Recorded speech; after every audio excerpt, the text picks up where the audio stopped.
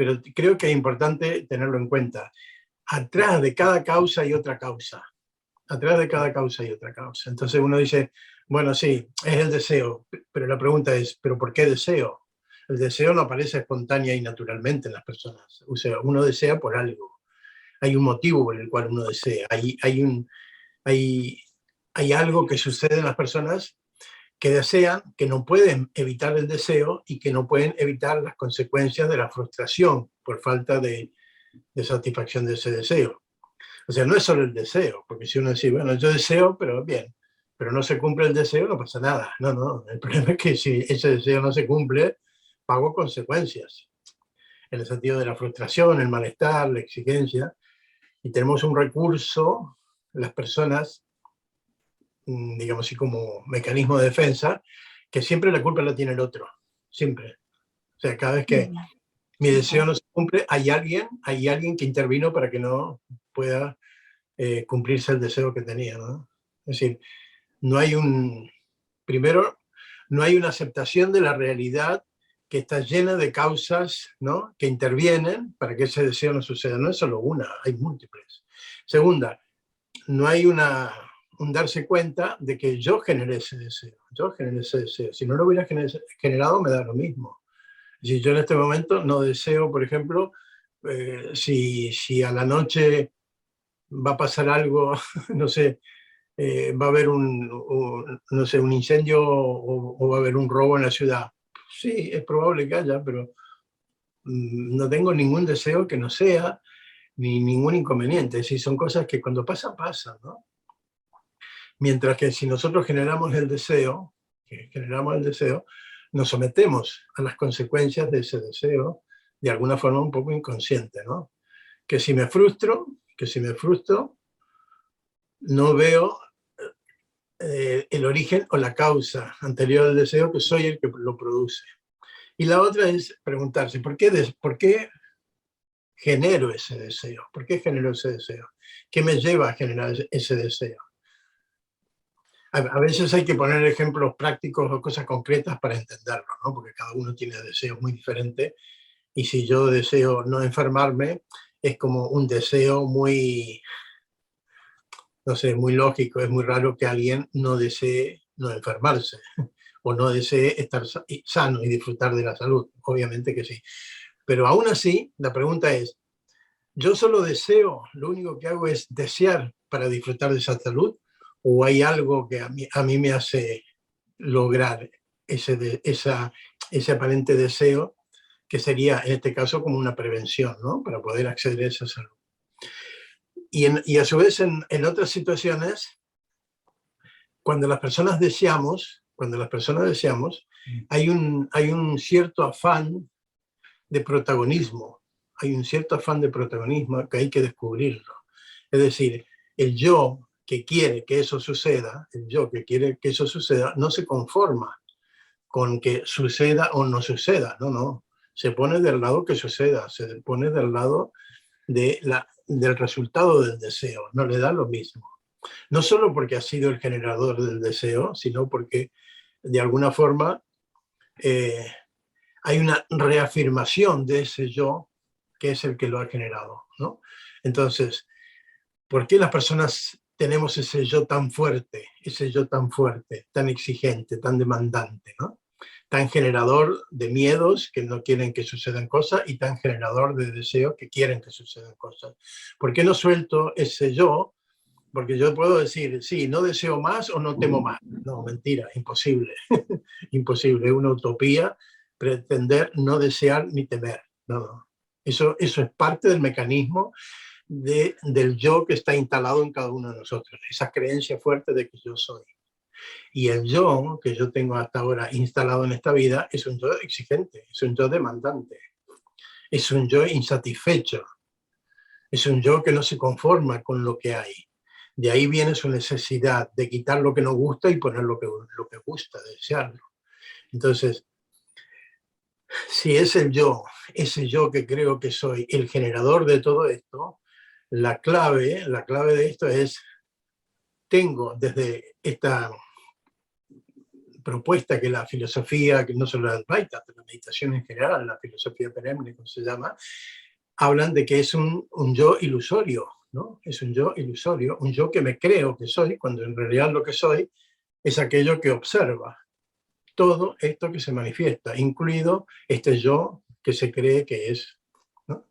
Entonces, en la medida que podamos ir dando esos pasos hacia atrás, podemos romper el mecanismo o evitarlo. Por eso que las personas se quedan trabadas cuando realmente la propuesta es: quiero no desear más, quiero no tener más miedo. Imposible, es un planteo imposible. Entonces, la idea sería: tengo que saber que yo es el generador de los miedos y los deseos, yo. Entonces, lo que tengo que es descubrir ese yo, meterme en la experiencia de ese yo en el que me creo, y desde ahí realmente no para quitar miedos y deseos, sino para ver que es una falsedad existencial en la cual yo me reafirmo, me reafirmo. Y ahí está la gran dificultad de las personas. No nos interesa revisar este yo. No nos interesa revisar este yo. Lo tengo tan asumido, lo tengo tan concebido como la personalidad que soy, que no lo quiero ni tocar, que no lo quiero ni tocar. Incluso la resistencia que hay de muchas personas a las asistencias psicológicas, a los consejos, a ponerse bajo la autoridad de otro, porque en realidad la autoridad de otro significa que voy a hacer lo que quiere el yo del jefe, no mi yo, ¿no? Por lo tanto, a las personas no nos gusta tener un jefe. Si el jefe coincide con lo que a ti te gusta, es un muy buen jefe. Pero si el jefe no coincide con lo que a ti te gusta, no es para nada un buen jefe. Es un jefe, bueno, con todas las críticas que le podemos hacer.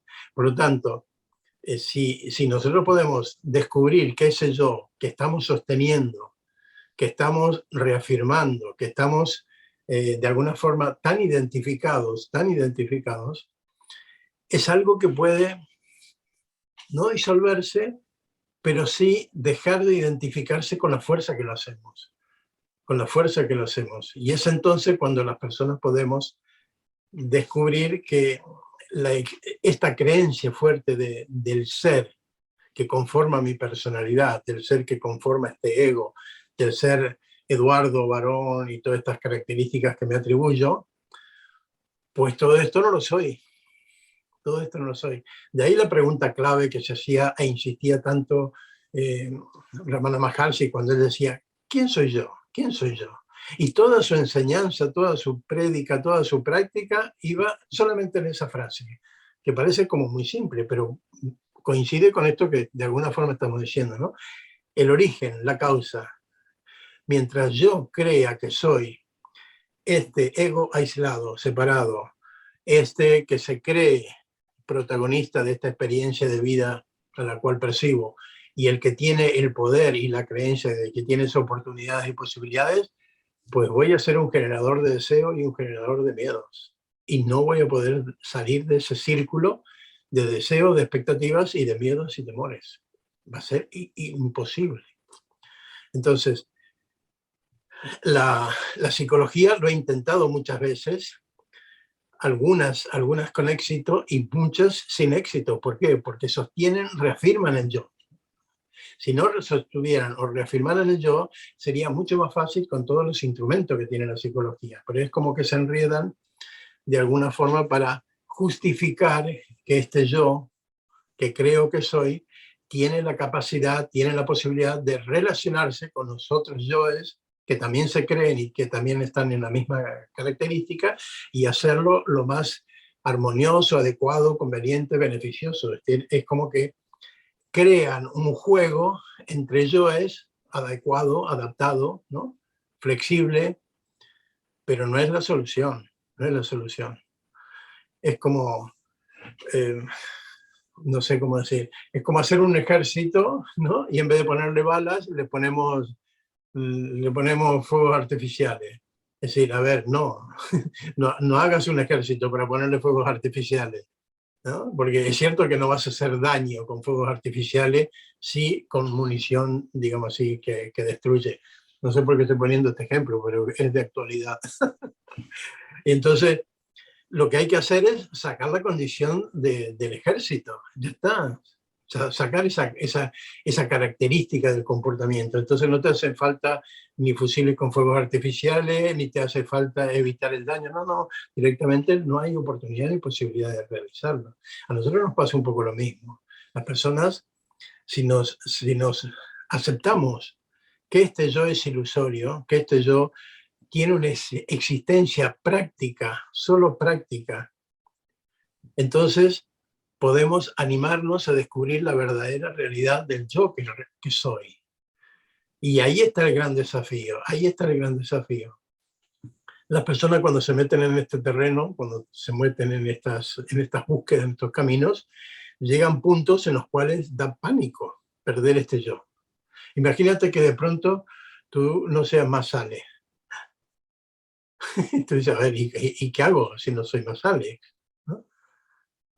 ¿Cómo me muevo? Si yo no sé moverme de otro modo que no sea con este nombre, con esta característica, con esta información, con esta experiencia, con esta historia, con este entorno, lo he construido de tal forma que si lo llevo a mover se desarma todo. Entonces es preferible no tocarlo, es preferible no tocarlo. Cuando en realidad no hay ningún inconveniente, no es destruirlo, no es quitarlo, es solamente tomar como una distancia de observación, de percepción, que es la propuesta de la meditación concretamente, que las personas puedan percibir eso que yo creo que soy. Y cuando yo percibo todo esto que creo que soy sin necesidad de modificarlo, me voy a dar cuenta que lo que realmente soy no es aquello que creo. Y eso es lo que quita la exigencia, la demanda, ¿no? La imposición que hacemos nosotros en cada momento, en cada pensamiento, en cada emoción, en cada situación de la vida. Quitarle esa intensidad. Entonces aparece muy real una frase que puede decir, está bien, bueno, es así, es lo que es. Son esas frases que las repetimos mucho, pero que en la realidad es lo que es. No, no, es lo que yo quiero que sea. O me interesa que sea lo que yo quiero que sea, no lo que es. Y lo que es aplicado al mundo externo, pero si lo aplico a mi realidad es lo que soy, es lo que soy. Bueno, es lo que soy, ¿no? Entonces no tengo necesidad de modificar tanto, sino simplemente con la mirada de percepción que yo tengo de mí mismo, resuelvo todo aquello sin la necesidad de cambiarlo. El cambio va a suceder natural y espontáneamente. Cuando yo pueda tener esa postura en la cual puedo percibirme a mí mismo. Ahora no tengo esa distancia, ahora no tenemos esa capacidad de percibirnos, sino que estamos involucrados en la creencia. Primero, si tú querías que salga bien, ya hay un deseo instalado. Ya hay un deseo instalado. Segundo, si aparece un enojo es porque ya hay una frustración del deseo instalado. No puede haber enojo si hay una mirada imparcial o una aceptación de lo que es. No puede haber enojo. El enojo aparece por el mecanismo del deseo sumado a la negativa de la satisfacción y sumado a una emocionalidad que le da fuerza e intensidad para ver si es posible. Si uno se observa cómo funcionan los deseos, es decir, a mí me gustaría tal cosa, y aparece una pequeña iniciativa, un pensamiento, no sé, un entusiasmo, algo, a veces mínimo, ya es un deseo. Si el deseo empieza a ganar intensidad, ¿no? Protagonismo, yo ya no solamente le sumo al deseo, sino empiezo a generar estrategias, planificaciones, argumentaciones, sostengo el deseo para hacerlo cada vez mucho más fuerte como una realidad que yo quiero que es adecuada, conveniente y verdadera. No es un capricho, es algo que es como yo quiero porque así tiene que ser, porque es lo mejor que puede ser. Y empiezo a darle argumentos a ese deseo. Y si aún así no sucede, aparece un poco la tercera instancia, que es la emocionalidad. La emocionalidad es la fuerza que nosotros aportamos a ese deseo que todavía está en el nivel mental. Entonces ahora ya no solo es una idea que quiero que suceda, ahora tiene una carga emocional que hace que participe el cuerpo, Y ahí aparece que cuando se produce la frustración, el enojo es nada más que la percepción de esa emoción puesta en la idea que generó el deseo y que se vio frustrada. Yo no me enojo por una idea. Nadie se enoja por una idea que no comparta, que no coincida, que no suceda, que no nos enojamos con las ideas. Nos enojamos con la emocionalidad que acompaña la idea, con la emocionalidad. Y si esa emocionalidad tiene además historia, tiempo, tiene continuidad, tiene, digamos así, la cualidad y la característica de sentimiento, ¿no? La emocionalidad es más momentánea, más limitada, más perteneciente al momento o a lo que está sucediendo, mientras que el sentimiento tiene continuidad en el tiempo. No deja de ser emoción, relación entre lo que yo pienso y lo que mi cuerpo siente. Entonces, esa relación, si solo es una idea, si solo es un pensamiento, no pasa nada. No pasaría nada. Las personas no nos aplican. ¿Esto cómo lo comprobamos? Mira, tú ves un noticioso, las noticias, y tú ves, mira, en tal lugar un accidente, se murieron los 3 ocupantes. Es una idea. Te llegó una información. ¿Te hizo algo? No, no te hizo nada. Al contrario, puedes seguir hablando, comiendo, riéndote de lo que esté sucediendo, pero si de pronto en esa información, además dice, los integrantes del vehículo eran tal, y tú dices, mi padre, mi hermano, mi pareja, mi esto, cuando aparece el mí en esa información, conecta la emoción o el sentimiento, y ahí viene la carga emocional del sufrimiento. Mientras tanto, tú no sufres por las personas, porque ¿cuántas veces has visto en las noticias un auto partido por la mitad? Muestran porque los reporteros a veces son un poco así, ¿no? Muestran el cadáver, la sangre manchada en el piso, en el suelo, son un poco... Y no te hace nada, o por lo menos dice, uy, pobre gente, mira la frase emotiva que uno tiene, pobre gente, ¿no? Pero si aparece el mí en esa información, termina siendo un drama, termina siendo un drama. Es decir, conectó la información que es un poco imparcial, un poco sin emocionalidad, no pasa nada. Incluso se puede aceptar. Pero cuando integra la emoción o los sentimientos, construye el drama, construye el drama. Por lo tanto, nosotros, ¿cómo podemos salir de esa situación? ¿Podemos sacar la emocionalidad? No, no la podemos sacar, porque sería como sacar la corporalidad. Imposible. Yo no puedo sacar la corporalidad de mi existencia, no la puedo. Soy parte de eso manifestándose en mi mente pensando y en mi cuerpo sintiendo. Por lo tanto, yo no puedo separar lo que pienso de lo que siento, aunque muchas de las cosas que pienso no las siento, ¿no? Como esta, cuando yo digo, pobre gente se accidentó, o por ahí a veces somos hasta irónicos, vaya, debería haber ido muy fuerte, ¿no? Encima lo culpo, en vez de hacerme, no sé, un poco empático con la situación, ¿no? Entonces, lo que nosotros necesitamos es, de alguna forma, vuelvo a decir, no quedarnos con los efectos, sino ir un poco a las causas. Los efectos son los deseos y los miedos. Y a su vez, efectos mucho más a partir de ahí, ¿no? Como son los enojos, los malestares, las frustraciones y todo el mecanismo que sabemos que ya existe. Bien, a nosotros nos interesa resolver aquello que lo produce, no cambiar las consecuencias, no modificar sobre y mantener los deseos. Yo no quiero ser más inteligente para resolver mejor mis deseos. No va por ahí. Eso va a ser un poco efectivo en algunas cosas en las cuales no estaba poniendo la suficiente capacidad y habilidad para resolverlo, pero va a ser imposible resolverlo donde lo imprevisible sea parte del mecanismo habitual de lo que suceda. Entonces, ¿cómo resuelvo yo los dos aspectos? Lo que yo no puedo controlar personalmente y lo que no puede ser controlado porque la naturaleza, la vida, la existencia tiene tantas variantes, tantas formas de intervenir que es imposible tenerlas en cuenta o resolverlas a todas. Entonces yo, en ese caso, lo que necesito es ir a la propuesta de ¿qué es ese yo que se da cuenta de todo esto que creo que soy? ¿Qué es eso? ¿Qué es eso? Y en el momento que tenemos la teoría de eso, sí, yo soy la conciencia, yo soy ese vacío, soy ese absoluto, soy aquello que percibe todo, toda esa es la teoría. ¿Cómo es la experiencia de esa teoría?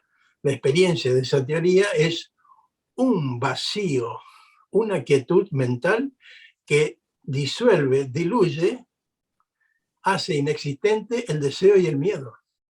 Lo hace inexistente y solamente por un motivo, porque no lo pienso. Porque no lo pienso, no hay otro.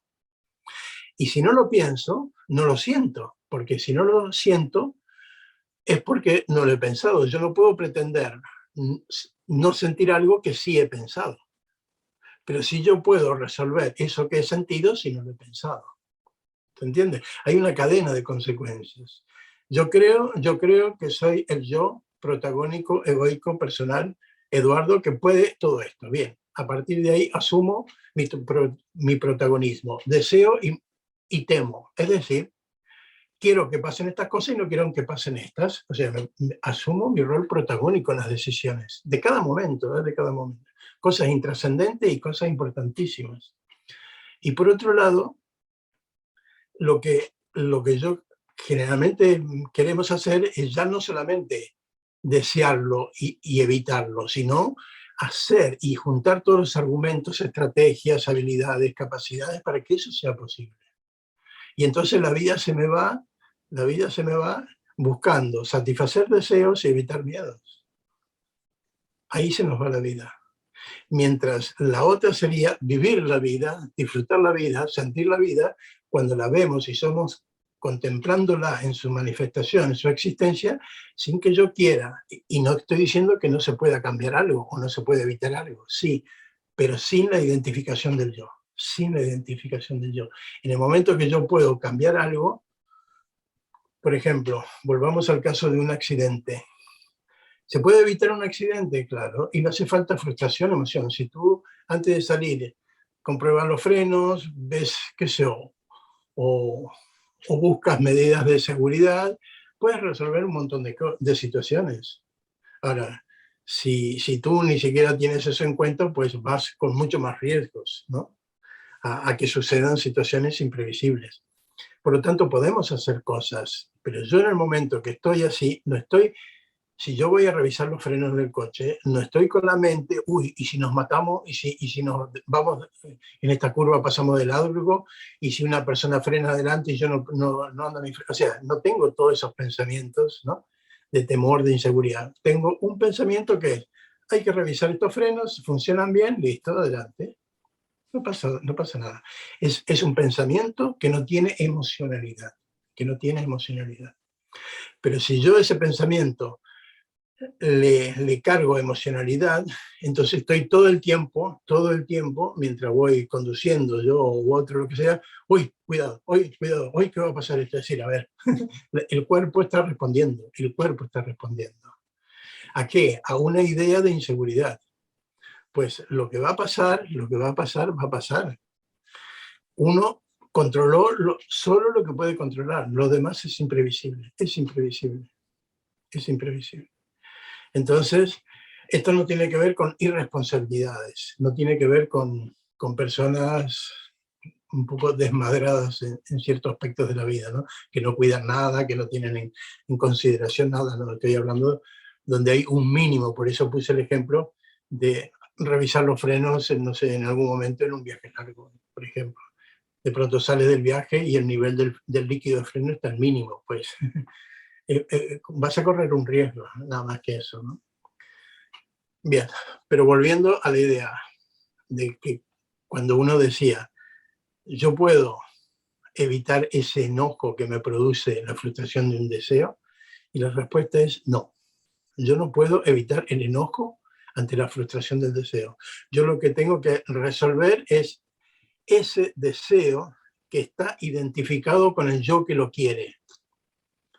¿Sí? Ese sería el problema. Entonces, no es el deseo, es el yo protagónico, el yo que me creo que soy, que tiene y le atribuye un poder de poder satisfacer los deseos.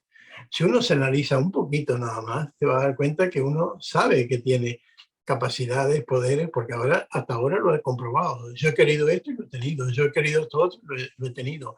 He tomado esta decisión y la he logrado. O sea, ¿cuántas cosas han pasado para que ahora se reafirme ese yo, ¿no? Entonces, cuando yo tengo esa reafirmación de este yo, es muy difícil soltarlo. Al contrario, me sostengo en él, me identifico en él, me resguardo en él, me baso en esa creencia que soy, porque desde ahí estoy existiendo, desde ahí me estoy manifestando. Y esa es la gran ilusión, ese es el gran problema, que para la mayor cantidad de personas, por no decir la mayoría, no es un problema, no es un problema. El problema son la ignorancia de este yo no consciente, no identificado, y creer que son las consecuencias las que producen los malestares. ¿No? Las cosas no. En los animales se percibe mucho todo esto. En los animales, ¿por qué? Porque en los animales no están identificados con un yo.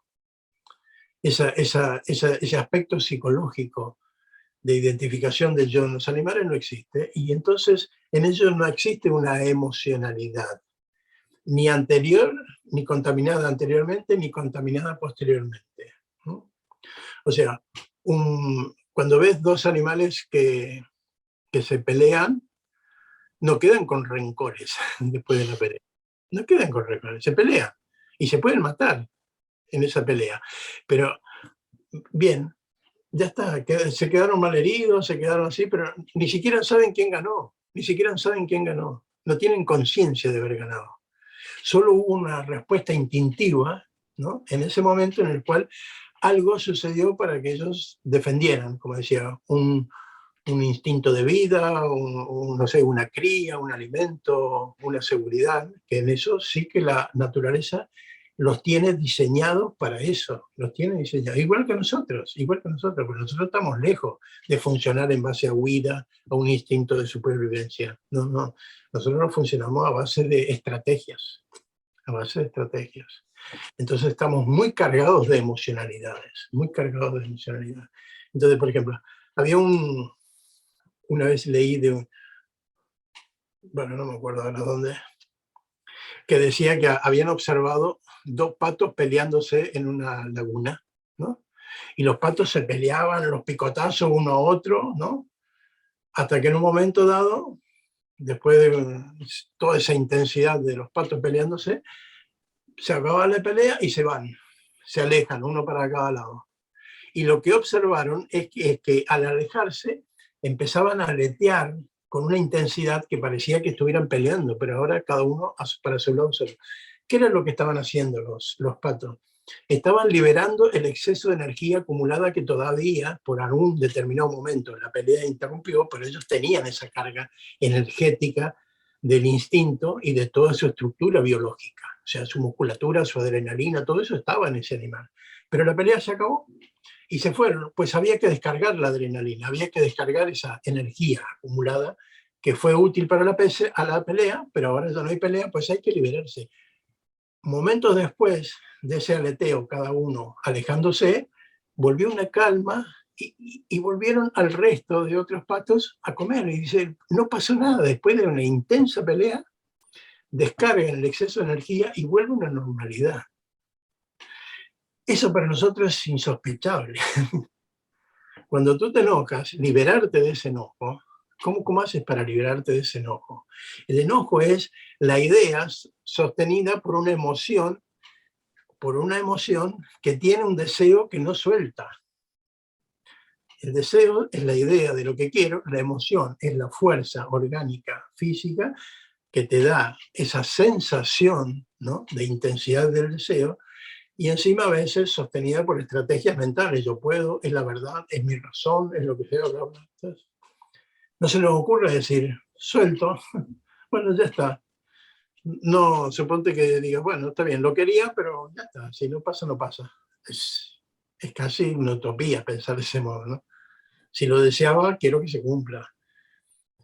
Entonces, cuando hablamos de enojo, tenemos que ser conscientes que se ha involucrado el cuerpo. El cuerpo. Si no hay enojo, esa sensación, porque el enojo no es una idea, el enojo es una sensación corporal. Entonces, si no existe ese enojo, la idea puede perfectamente ser interrumpida, puede ser cambiada, puede ser modificada o puede ser anulada. La idea es mucho más fácil de resolverlo, la idea. Ahora, mucho más fácil que resolver esa idea, porque a veces está sostenida y está argumentada con una intelectualidad cada vez más complejas, cada vez más compleja. O sea, tú pones a discutir dos filósofos y te vas a dar cuenta que no van a llegar nunca a conclusiones de acuerdo, nunca. ¿Por qué? Porque tienen tantos argumentos, tantas habilidades, tantas capacidades que van a pasarse y defender sus postulados, que mientras que dos personas, muy simple, muy sencilla, cuando discuten de algo, rápidamente ven las consecuencias, hay uno que acepta y el otro, listo, se da cuenta que, bueno, que estaba equivocado. Es mucho más sencillo. El sostener los argumentos de la idea hace que sea mucho más complejo soltar la idea. Esos argumentos, esas estrategias, esa idea, esa inteligencia, llamémosla así, la tenemos para defender nuestra postura. Las personas no somos inteligentes porque nos pongamos medallitas de inteligente. No, no, porque esa inteligencia que yo adquiero lo que hace es argumentar, sostener y defender mis deseos o mis miedos. Es decir, yo tengo razón en lo que quiero y yo tengo razón en lo que no quiero. Y lo que yo quiero es una verdad y lo que yo no quiero también es una verdad. Es decir, le damos esos conceptos, ¿no? De verdad, de razones, de cosas adecuadas, convenientes, necesarias, importantes, imprescindibles. Le ponemos una cantidad de cosas. Solo para sostener, porque en el fondo eso era yo quiero o yo no quiero. En el fondo era eso yo quiero. Y en el fondo de yo no quiero está el yo. Porque no es quiero o no quiero. Porque aunque le saque el yo en forma de expresión, está el yo tácito, ¿no? Sabemos que no existe el verbo quiero sino yo implícito. No existe el no quiero si no existe. Yo no digo queriendo, no existe. Yo no me expreso de ese modo. Yo digo quiero. No digo quiero. Entonces, así como puedo darme cuenta de que el deseo y el miedo no los voy a resolver sumando argumentos, estrategias, inteligencia y capacidades para resolverlo, tengo que ir a buscar el origen, que es irreal. El origen es real. Está siendo generado por un yo que no existe, por un yo que se está usando a sí mismo equivocadamente. ¿Por qué? Porque no tengo la experiencia, no tengo la comprobación del verdadero yo que soy. De ese ser, de esa conciencia, que es nada más que eso que percibe todo esto que yo estoy aquí, deseando, temiendo, lo está percibiendo.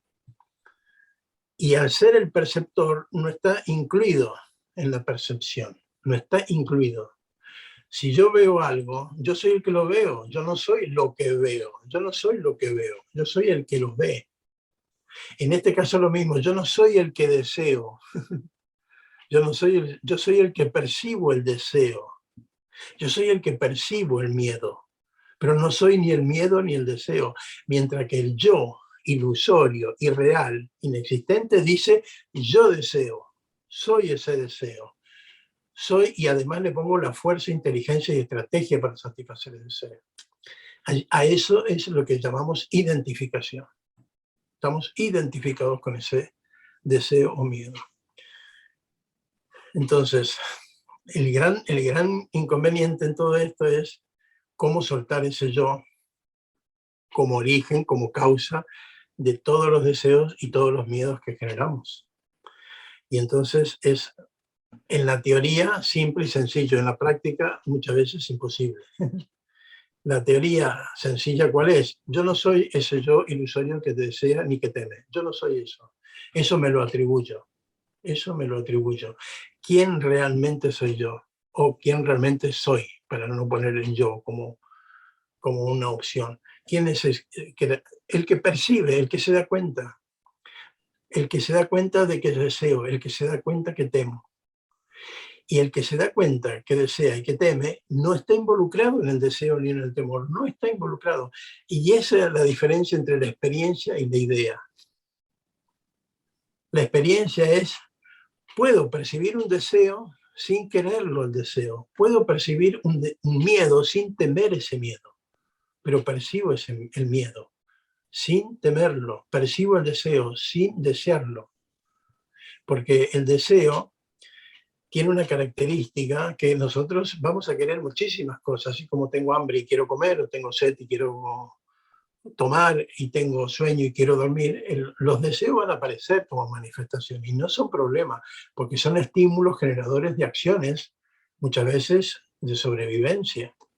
El problema es cuando ya cobran cierta sofisticación y empiezan a aparecer una estrategia en el cual mi yo se jerarquiza, domina, se da una importancia y desde ahí dirige el cotarro. Desde ahí dirige el cotarro. Entonces, cuando yo empiezo a darme cuenta que estoy dirigiendo el cotarro desde un yo, ¿no?, que quiere todo esto y que no quiere todo esto, pues ahí es donde hay que bajar de ese pedestal y decir, a ver, yo he montado en este pedestal creyéndome que puedo todo esto y que puedo querer todo esto y puedo evitar todo esto. No, no. A ver, ¿quién es ese yo que quiere? ¿Quién es ese yo que quiere? Y volvemos a la clásica frase de Ramana Maharshi. ¿Quién es ese yo? ¿Quién es ese yo?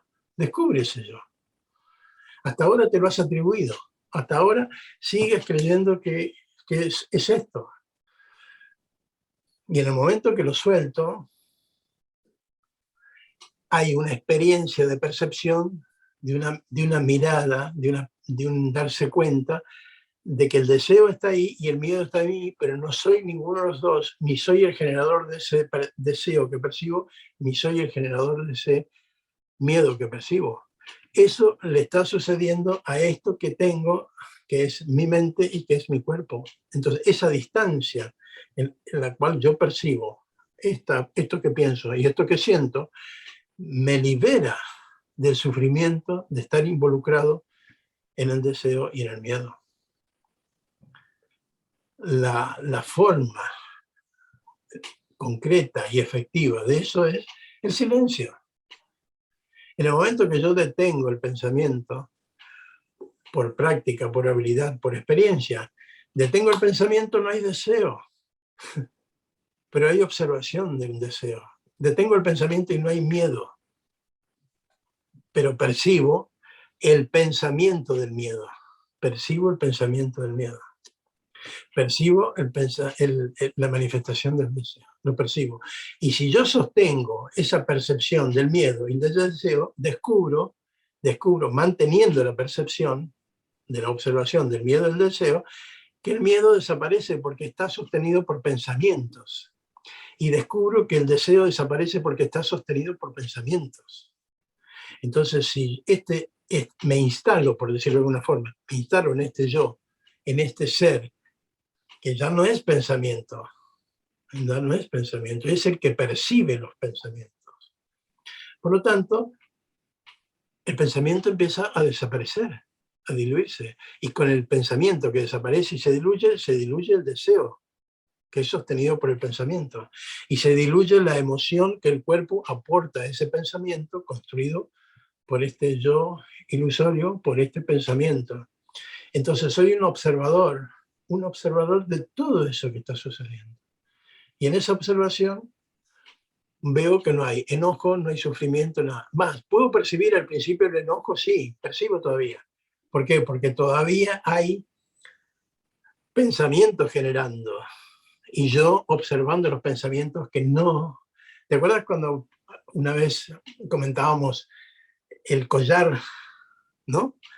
Entonces, cuando empiezo a separar las perlitas, voy a ver que entre perla y perla empieza a aparecer el hilito. Ese hilito es el observador de todo lo que aparece. Separo más las perlas y cada vez hay más hilo. Cada vez hay más hilo y menos perlas. Es decir, todavía voy a ver las perlas. Es decir, todavía voy a ver deseos, voy a ver miedos, pero voy a ser el que los ve. Mientras que separo cada vez más, separar las perlas significa no pensar, significa detener los pensamientos, solo va a aparecer el hilo, solo aparece la percepción del ser, sin pensamiento, y sin pensamiento no hay deseo, sin pensamiento no hay miedos. Cuando separo mucho, solo veo hilo, no hay más perlitas, no hay más perlitas. Por lo tanto, hay ser observando que ausencia de pensamientos, y ausencia de deseos y ausencia de miedos. ¿Van a aparecer situaciones? Sí, pero no con la característica de los deseos que yo generaba anteriormente. Aparecerán miedos, sí, pero no con la característica que yo tenía antes. Los puedo percibir, pero no me involucro ni anticipadamente de algo que no existe, ni posteriormente como el rencoroso que siempre sigue sosteniendo esa situación que se vivió, ¿sí?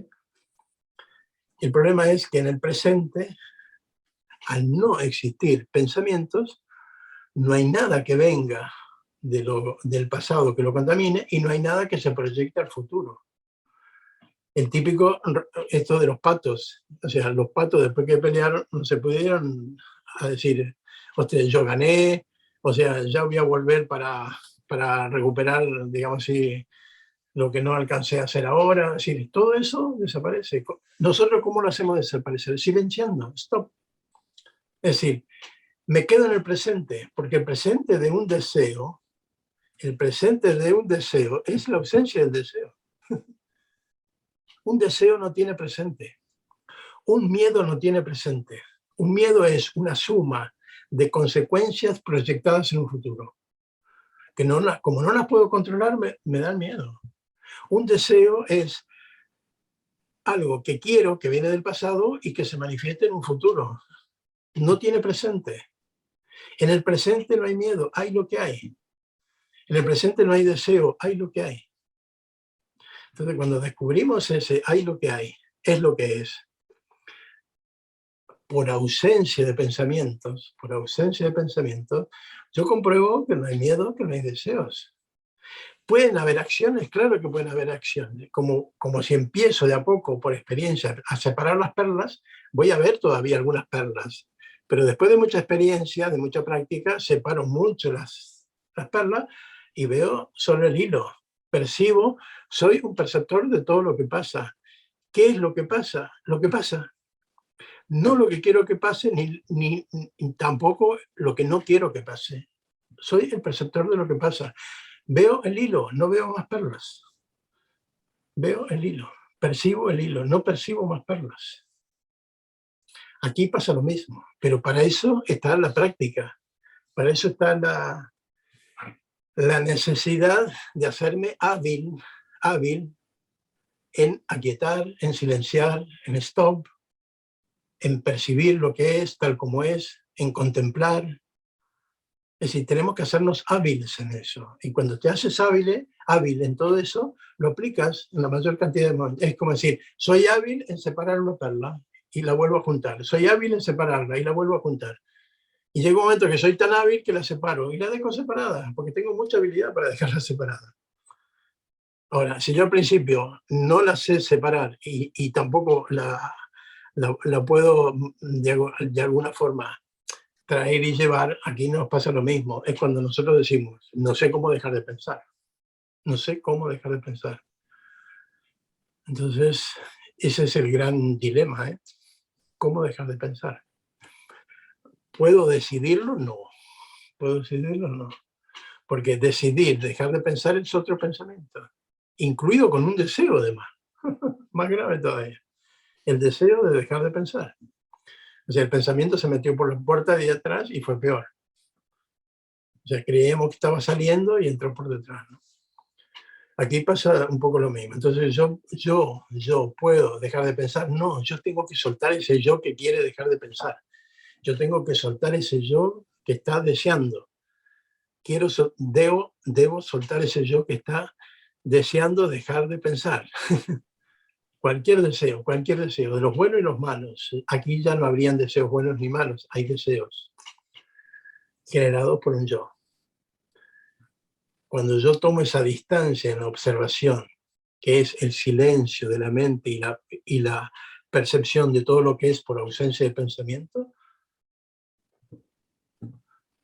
los deseos no son percibidos. Al principio sí, no nos engañemos en creer que yo hago así, ¿no? Instantáneamente lo logro, no.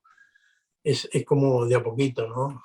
Vamos cada vez contemplando más, cada vez silenciando más, cada vez dando cuenta de menos deseos, cada vez dándome cuenta de menos miedos, cada vez dándome cuenta de que estoy observando incluso los pequeños miedos que aparecen, incluso observo los pequeños deseos que aparecen, y observo que me libero con facilidad, observo que me libero con cierta simpleza, tanto del miedo como del deseo, hasta que llega un momento que me doy cuenta que estoy más instalado en el perceptor de todo lo que aparece que en el protagonista de lo que aparece. En el momento que estoy más percibiendo eso que siendo el protagonista, siendo el yo que está ahí actuando, diciendo, pensando. ¿Cómo sé que estoy en el yo ilusorio, irreal, que desea y que teme? Porque estoy pensando.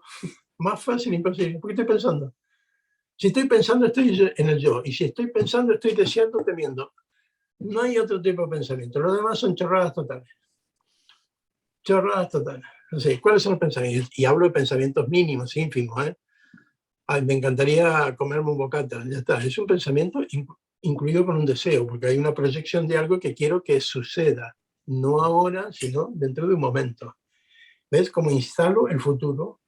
Y lo instalo desde un pasado. ¿Por qué estoy queriendo un bocata de queso? Porque me gusta el bocata y me gusta el queso. Ya está, de algún lado viene ese deseo. Viene de un pasado, aquí no está sucediendo, aquí no hay bocata ni hay queso, entonces lo llevo inmediatamente al futuro. Un momento después. Me encantaría un bocata de queso. Ya está. Y dice, qué fácil que es generar el deseo. Sí, claro, qué fácil. Es tan fácil como hablar, es tan fácil como respirar, es tan fácil como todo lo que hemos hecho durante toda nuestra vida. Porque tenemos esos hábitos desarrollados. Y nos parecen hábitos inteligentes, nos parecen hábitos racionales, nos parecen hábitos adecuados, nos parecen hábitos verdaderos. Nadie quiere asumir que está equivocado. Nadie quiere asumir que no sabe nada. Nadie quiere asumir que es un inútil. Nadie. O sea, todos estamos en la cima de las posiciones, o queremos estar ahí.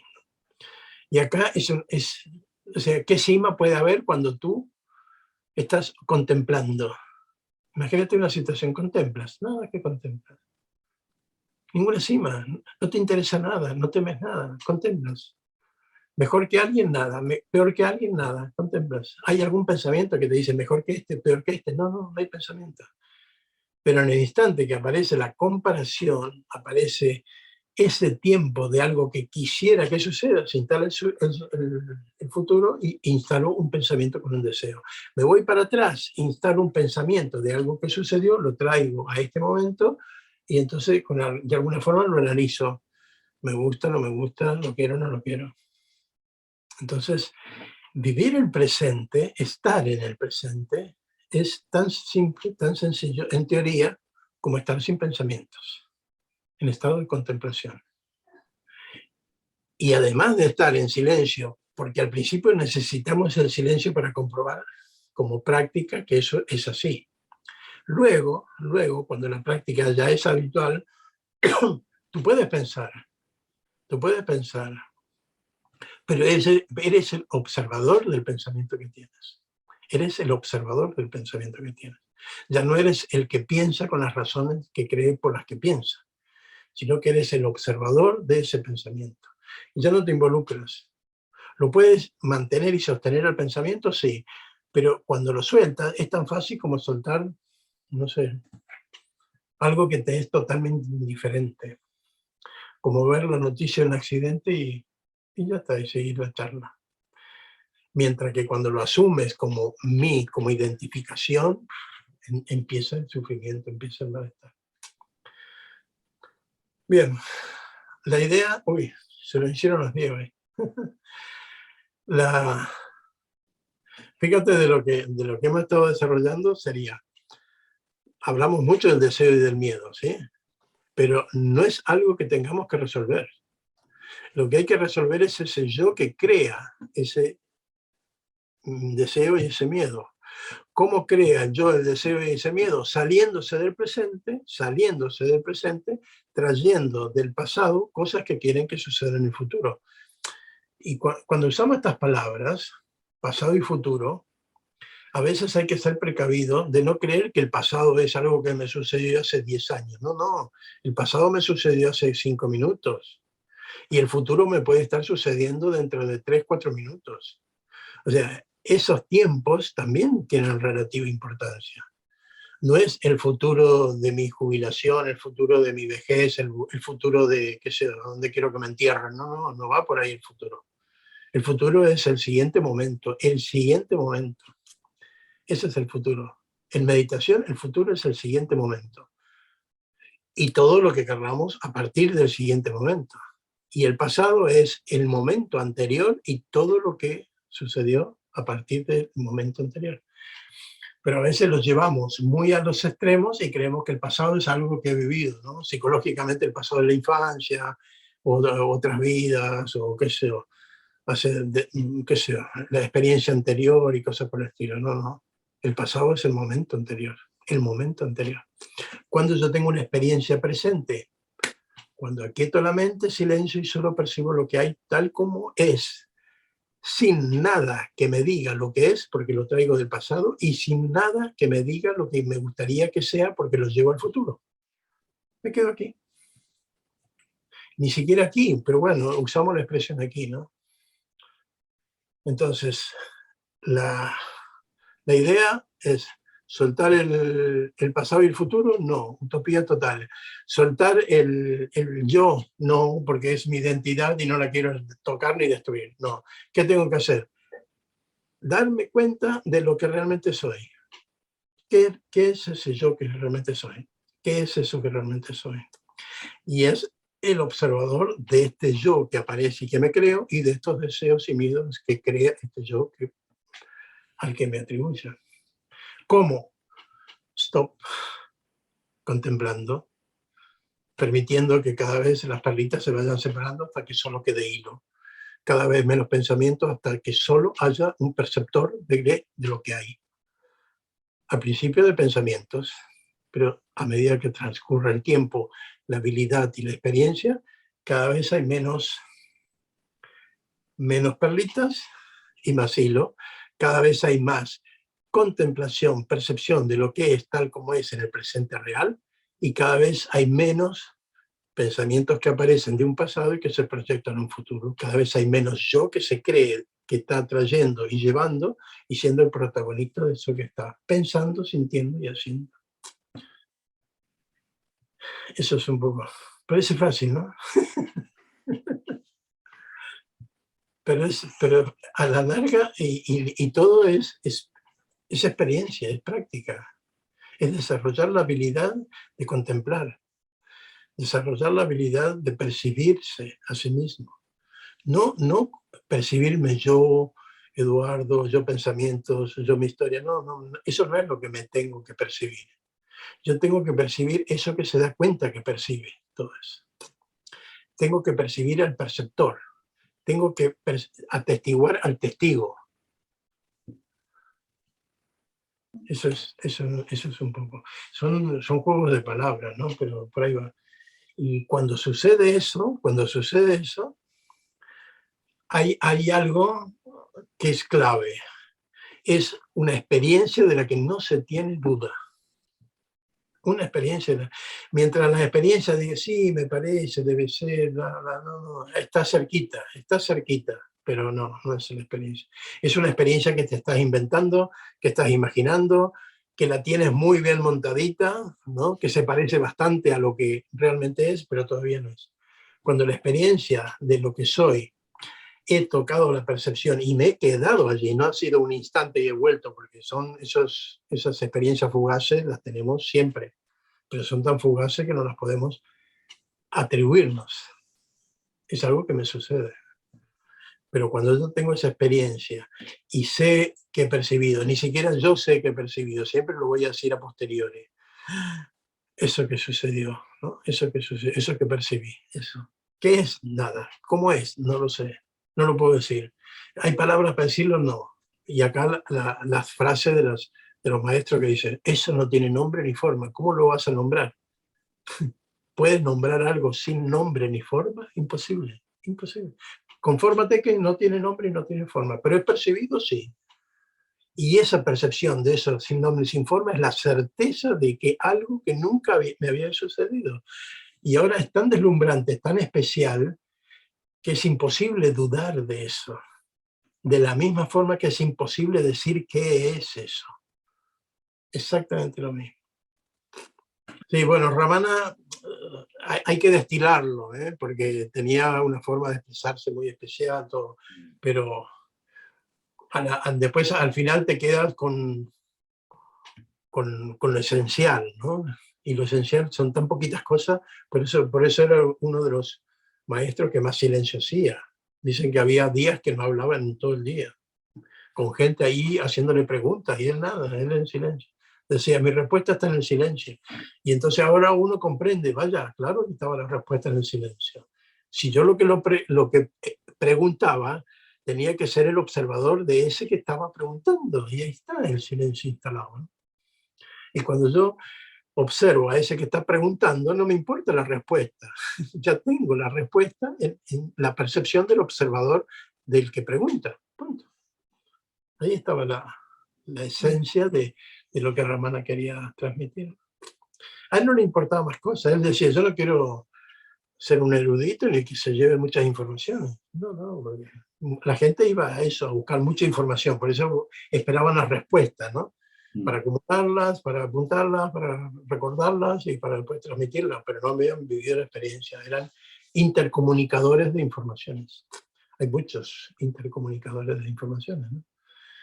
Pero que hayan vivido la experiencia, por eso decía que muchas personas que realmente han vivido la experiencia ni les interesa transmitirla. Es decir, está la experiencia.